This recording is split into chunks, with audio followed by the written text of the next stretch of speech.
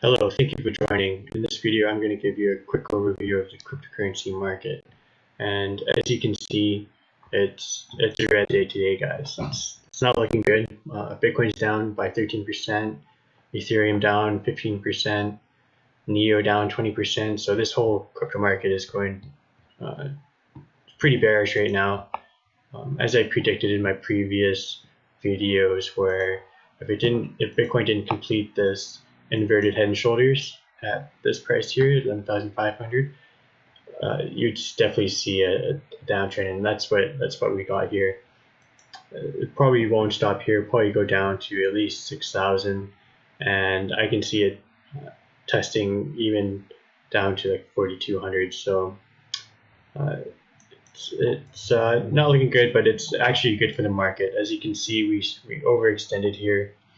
We got a little too much hype, and the market just has to reset itself. So I can see this price going down a lot farther, consolidating here and then taking off again.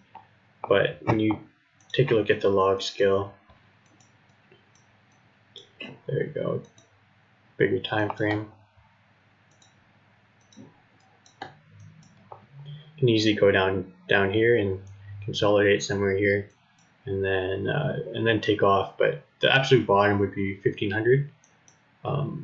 Is the absolute worst scenario. We could do a double bottom here, but we'll just have to wait and see what happens. When it does get to around this price, I'm definitely going to be paying attention to Bitcoin quite a bit, just to see if there's any pickup in volume, or if there's any good news, how the market sentiment is. So we'll see when that happens. The reason why I'm not too concerned is that big companies are acquiring cryptocurrency exchanges, like Goldman Sachs acquired Poloniex.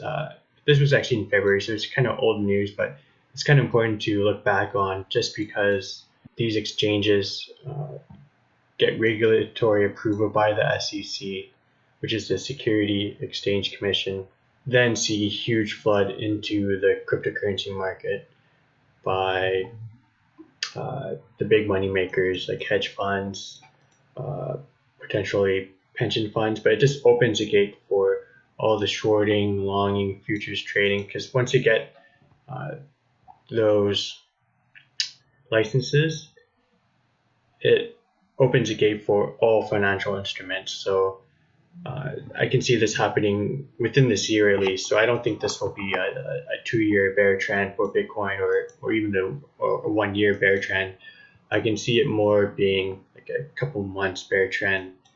And historically, we usually see pumps, at least in last one we saw it started in April, May, June, July. So within those 4 months there, we can see a reversal in this trend, and then start slowly building up. And it won't happen immediately. It will happen kind of slowly. So you see a huge pullback, and then some consolidation, and then it'll slowly pick up again, and you see this accumulation phase here before we see the next pump.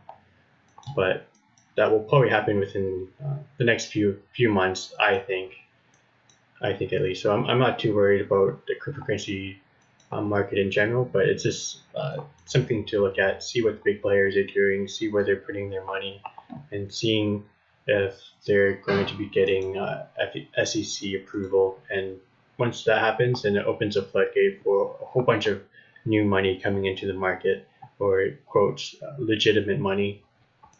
And you also have more financial regulations, which is good and bad.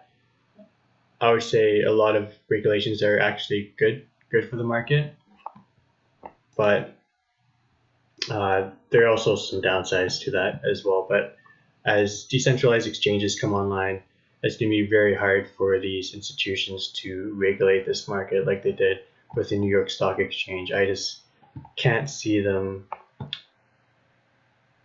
regulating with such an iron fist. Decentralized exchanges really changed, and what they are is just a peer-to-peer exchange, meaning that I can trade shares with someone else or another cryptocurrency with someone else without any third party interference. And all you have to do is download that software, that exchange onto your phone or laptop, and then you can trade with anyone in the world. So when blockchain starts to scale up, you'll see these decentralized exchanges like Waves, for example. I believe Neo is going to build a decentralized exchange. Which other ones are down here? So there's Waves, so that's a decentralized exchange, and this is one of the best ones that I've used so far.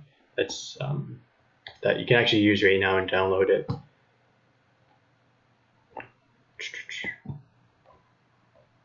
Dragon Chain is another decentralized exchange. I might have passed a few already. Loopring is a decentralized exchange. So those are the ones to keep an eye on for sure. Polymath is an exchange, I believe, for securities, whether that's what they're trying to do. And that's all the decentralized. There's probably more in here that I just went over too fast, but those are definitely the ones to keep an eye on, especially within the next year or two as this technology begins to have better scalability solutions. And in other news, Google has said that they will ban cryptocurrency ads as long with Facebook, and this was recently. This was about 10 hours ago, and a lot of people think this is bad, but I think this is actually good. This to me shows that Google can potentially see cryptocurrencies as a threat to their business model, just because how social media platforms and search engines work right now. Those business models are becoming obsolete pretty soon and will be replaced by other platforms if they don't change their business models soon. And let's see. So International Monetary Fund urges regulation of cryptocurrencies. They say that cryptocurrencies are used for a major vehicle for money laundering and financial terrorism. So just right there, when these organizations say things like this, it's usually means the opposite. So cryptocurrencies are actually the worst for money laundering, just because every transaction can be traced on the blockchain. So I don't really see this as a very good argument for banning cryptocurrencies. For example, the biggest money launderers are actually the banks themselves, and we've seen this over and over again. Just to pull up a news article that's been published right here. So bank launders billions of cartel money, and the banks that have been accused are Bank of America, Western Union, JP Morgan, HSBC. So you've heard about all these banks, and they've all been shown to launder money for drug cartels, CIA. Those ones, CIA is harder, but you usually see the drug cartel laundering a lot more, at least. But it's crazy that none of these banks were charged. No bankers went to jail or anything. HSBC was the only one that got a fine of $2 billion, which is somewhat hefty, I guess, but they make way more. They probably made way more laundering money for other powerful people around the world. So this is nothing. It's crazy that they just get fined and then no one goes to jail. But if someone has a joint in America, they'll go to jail for 20 years. It's an absolute, the hypocrisy here is just incredible. But so just whenever you see news like this, just take it with a grain of salt. And there's usually different motives for news organizations to say these things. You just have to know that there is an agenda behind the scenes of what they want people to see, and they manipulate the markets that way. And just to anyways, before I show you how the news manipulate the markets, I'm just going to show you why a couple projects that can make Google, YouTube obsolete, companies like those. So one is called BitClave, and BitClave is a decentralized search engine blockchain. So this can potentially disrupt Google's business model, and I'm not endorsing this in any way, but it's just to give you an idea of what blockchain technology can do. So BitClave is at a market cap of 12 million, which is really cheap, and they have a circulating supply. I usually like to have a lower circulating supply, but $500 million isn't too bad, and each token is worth 25 or 2.5 cents. So right now it's a pretty good buy, but I wouldn't buy right now. I'd wait for Bitcoin to retrace all the way back to 6,000, and then I'd look into other cryptocurrency projects to potentially go in. But I'm just going to be watching this. I already have a small position in BitClave, but I'm not endorsing it. It's just to give you an idea of what can happen and how disruptive this technology can be. So definitely take a look at BitClave. It's so all it is a decentralized search engine. So if you have extra computing power, you can lend that to this network, and in return you get rewarded BitClave, and then you can either use that BitClave within the network or sell it for profit into another cryptocurrency or into fiat currency. It's pretty interesting. It's the team is pretty stacked, but yeah, just take a look, and it's pretty cool. And another project that can disrupt these major corporations is Theta, and Theta is a decentralized it's kind of like a YouTube, but it's a decentralized video blockchain. So it's the same thing. If you have extra computing power, you can lend it to the Theta network, and if that computing power is used for that network, you get rewarded Theta cryptocurrencies, and then you can either sell them at an exchange for profit into another cryptocurrency or a fiat. And this is also could be potentially very disruptive blockchain. So take a look at it. It's just whenever you see articles like this, it's usually they say it's to protect us, that they care about us. But do you think Google really cares about us, or do you think they just care about their business model? So when I trade, I usually do opposite of what the news tells you. So if all the news is really bullish, all the headlines is like buy Bitcoin, that usually means that you should sell it. And when they have titles where like Bitcoin's doomed, cryptocurrencies are doomed, and that's usually when you want to start looking for entries.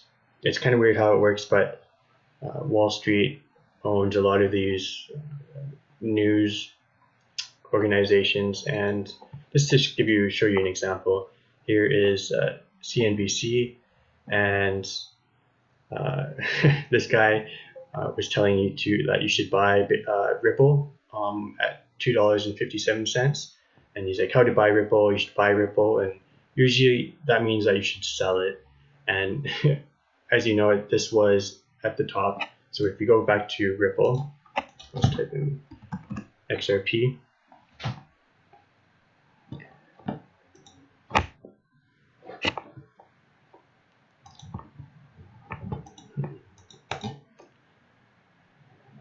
Not too sure. So as you can see, this is the Ripple graph, and he was telling you to buy Ripple at 257, and that was basically at the very top. So how they coordinate this is that they have positions all the way down here, and then they get the news to tell the general public that you should buy, and they sell into your buy orders, so they can sell pretty close to the top. And then, which is ironic, and then they tell you that how to sell Ripple at 71 cents, and this is actually when you should be buying Ripple. And so collapsed, and it was telling you to sell, how to sell Ripple right here.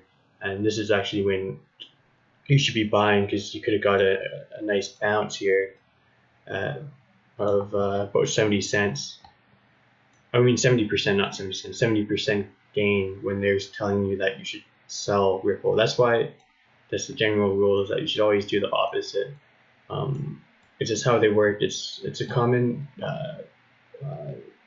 it's just common to see this. It's what psychopaths actually use. It's called gaslighting, and they